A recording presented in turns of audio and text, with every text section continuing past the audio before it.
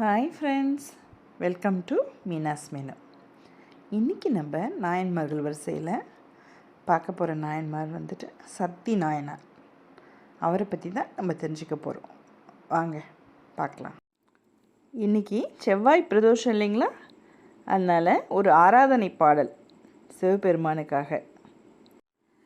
தாயாகி தந்தையுமாய் தாங்குகின்ற தெய்வம், தன்னை நிகர் இல்லாத தனித்தலைமை தெய்வம், வாயார வாழ்த்துகின்றோர் மனத்தமர்ந்த தெய்வம், மலரடியன் சென்னிமிசை வைத்த பெரும் தெய்வம், காயாது கனியாகி கலந்தி நிற்கும் தெய்வம், கருணை நிதி தெய்வம், முற்றும் காட்டுவிக்கும் தெய்வம், சேயாக என்னை வளர்க்கும் தெய்வம், தெய்வம் மகா தெய்வம், சிற்சபையில் ஆடுகின்ற தெய்வம், அதே தெய்வம்.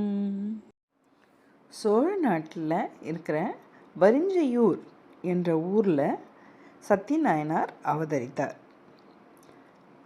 இவர் இளம் வயதிலிருந்தே சிவஞானத்தில் தன்னை ஐக்கியப்படுத்தி கொண்டு சடைமுடி தரித்த சர்வேஸ்வரனை சிந்தையில் நிலைநிறுத்தி சதாகாலம் அவரது திருமந்திரத்தை ஓதி வருவார்.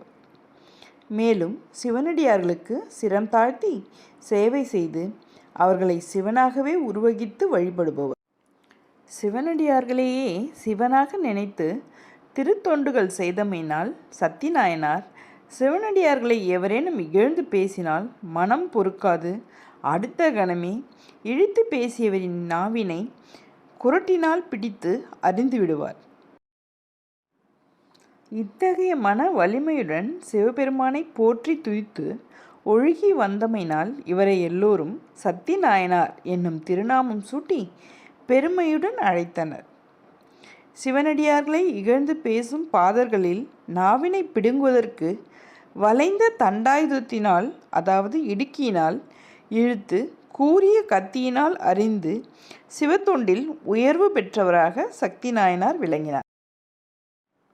இவ்வாறு அரியதாகிய வீர திருத்தொண்டு செய்து வந்த சத்தி நாயனார் இயற்கையின் நியதிக்குட்பட்டு உலகம் உய்ய மன்றிலாடும் சிவபெருமானுடைய திருவடி நிழலை அடைந்து பேரின்ப பேற்றை அடைந்தார். கழசத்தி வரிஞ்சையர்கோன் அடியார்க்கும் அடியேன்.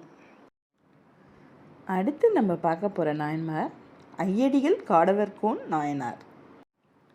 சிவபெருமானுக்கு தமிழ் பாமாலை புனையும் திருத்தொண்டு புரிந்தவர்தான் ஐயடிகள் காடவர்கோன் நாயனார். வாங்க அவருடைய பெருமைகளை பார்க்கலாம். பல்லவ பேரரசர்களுள் ஒருவராக திகழ்ந்தவர்தான் ஐயடிகள் காடவர்கோன் என்பவர். இவ்வரசன் காஞ்சியை தலைநகராக கொண்டு நீதி பிறழாமல் மக்களை காத்து சைவ சமயத்தை வளர்த்து சிறப்பாக ஆட்சி புரிந்து வந்தார். இவர் போரில் தோல் வலிமை மிக்கவராக திகழ்ந்திருந்தாலும் சிவபக்தியிலும் சிவனடியார்களுக்கு தொண்டு புரிவதிலும் சிறந்து விளங்கினார். இவர் கல்வி கேள்விகளில் சிறந்து தமிழ் புலமை பெற்று வெண்பா பாடும் ஆற்றலையும் பெற்றிருந்தார். அதனால் எம்பெருமானை தமிழ் வெண்பாவினால் போற்றி வழிபடுவார். மேலும் வடமொழி தென்மொழி இரண்டிலும் புலமை பெற்று திகழ்ந்தார். சிவனிடத்தில் மனம் ஒன்றியமையினால் அரசனுக்கு ஆட்சி ஒரு பெரும் பாரமாக தோன்றியது. அதனால் தனது மகனுக்கு முடிசூட்டி ஆட்சி பொறுப்பை ஒப்படைத்துவிட்டு சிவநெறியிலே திருத்தொண்டு செய்ய முனைந்தார்.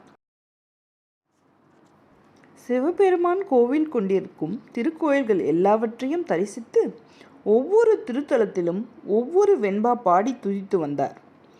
பின்னர் தில்லைக்கு சென்று கூத்தபிரானின் திருக்கூத்தை கண்டு வணங்கி மனம் நெகிழ்ந்து செந்தமிழ் வெண்பாவாகிய மலரினை புனைந்து சூட்டினார். விரும்பிய சிவ தலங்களுக்கெல்லாம் சென்று பணிந்து பாமாலை சூடி திருப்பணிகள் செய்து பன்னெடுங்காலம் வாழ்ந்து சிவபெருமான் திருவடியின் கீழ் வழி வழி நிற்கும் சிவ அன்பர்களுடன் கூடியிருக்கும் பேற்றினை பெற்றார். ஐயடிகள் காடவர்கோன் அடியார்க்கும் அடியேன். 2 நாயன்மார்கள் கதைகளை கேட்டோம். அடுத்து மாம்பழ கேசரி எப்படி பண்ணலான்னு பார்க்கலாம் வாங்க. இன்றைக்கி அறுசுவையில் நம்ம பார்க்க போகிறது பழங்களின் ராஜாவான கிங் ஆஃப் ஃப்ரூட்ஸ்னு சொல்லக்கூடிய மாம்பழத்தில் ஒரு கேசரி எப்படி பண்ணுறதுன்னு பார்க்கலாம்.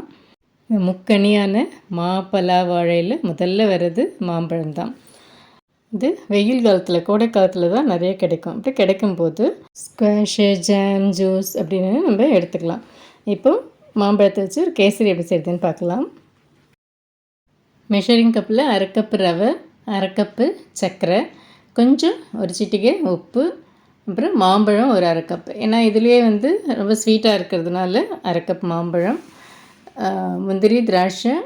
இதில் எந்த ஆர்டிஃபிஷியல் கலரும் கிடையாது. குங்குமப்பூ கொஞ்சம் வெந்நீரில் சோக் பண்ணி வச்சுருக்கேன், ஏலக்காய், அதுக்கப்புறம் ஒரு 1/4லேருந்து 1/2 கப்பு நெய். அவ்வளோதான் இதுக்கு தேவை.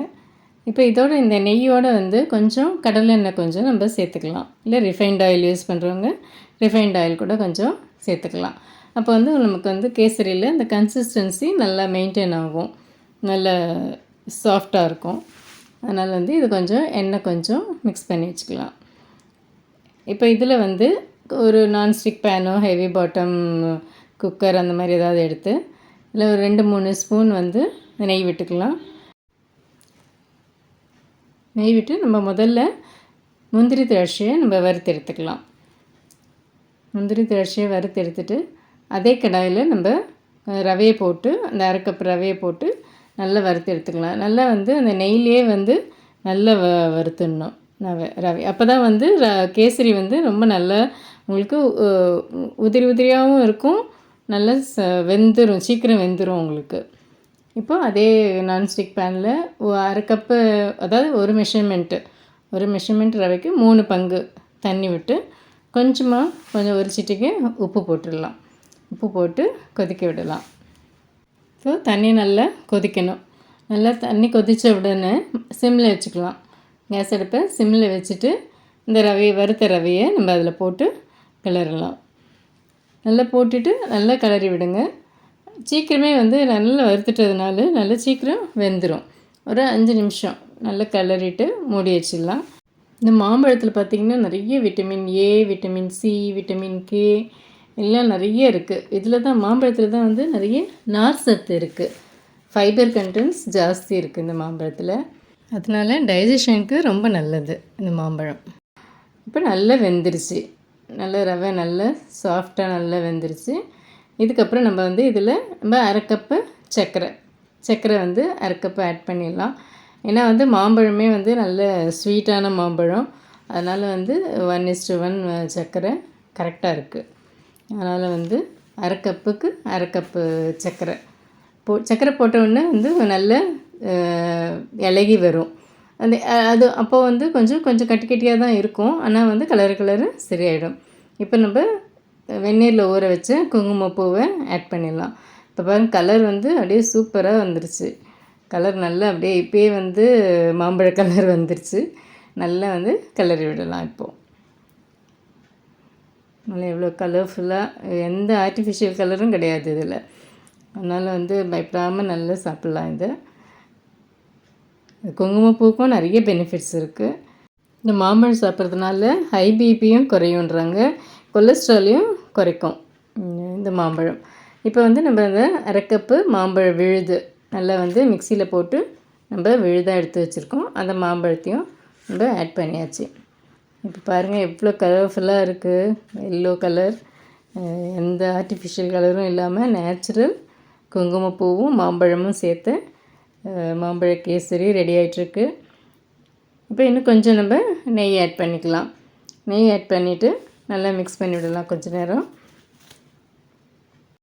முதல்ல விட்ட நெய் கொஞ்சம் இழுத்துட்டு அப்புறம் இன்னும் கொஞ்சம் மீதி இருக்கிற நெய்யையும் ஆட் பண்ணிடலாம்.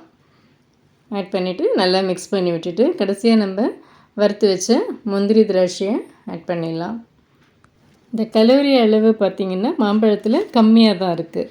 கலோரிஸ் கம்மியாக இருக்கிறதால வெயிட் லாஸ் பண்ணணும்னு நினைக்கிறவங்க மாம்பழ சீசனில் மாம்பழம் கொஞ்சம் அடிக்கடி சேர்த்துக்கலாம். இது கேன்சருக்கும் இது ரொம்ப ஹெல்ப்ஃபுல்லாக இருக்குன்றாங்க. இப்போ நம்ம நல்ல கலரியாச்சு. இப்போ கொஞ்சம் ஏலக்காய் பொடி சேர்த்துடலாம். அவ்வளோதான், ஏலக்காய் பொடி சேர்த்துட்டு நல்லா மிக்ஸ் பண்ணி விட்டுடலாம். நம்மளோட மாம்பழ கேசரி ரெடி ஆகிடுச்சு. நீங்களும் ட்ரை பண்ணி பாருங்கள். நல்ல சத்தான சுவையான ஹார்ட்டுக்கு நல்லது, நிறைய பெனிஃபிட்ஸ் உள்ள மாம்பழ கேசரி. இந்த மாம்பழ சீசனில் தான் நம்ம வந்து ஃப்ரெஷ்ஷாக நம்ம சாப்பிட முடியும். மற்ற நேரத்தில் இந்த ஆர்டிஃபிஷியல் இதெல்லாம் சேர்த்து ப்ரிசர்வேட்டிவ்ஸ்லாம் சேர்த்து ஸ்குவாஷ் எல்லாம் செஞ்சு வச்சுருப்பாங்க. அதை விட ஃப்ரெஷ்ஷாக கிடைக்கும்போது அடிக்கடி நம்ம உணவில் சேர்த்துக்கலாம். தேங்க்யூ ஃபார் வாட்சிங். தேங்க்யூ.